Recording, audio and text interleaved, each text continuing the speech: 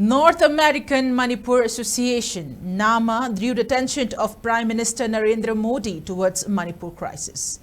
The association reportedly submitted a memorandum to Prime Minister Narendra Modi through Indian Embassy in Washington, D.C.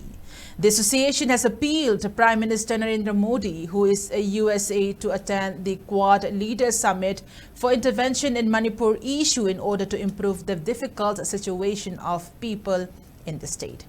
NAMA also urged Prime Minister to pay a visit to Manipur, as this would serve as a powerful symbol of hope to the people of Manipur during this time of crisis.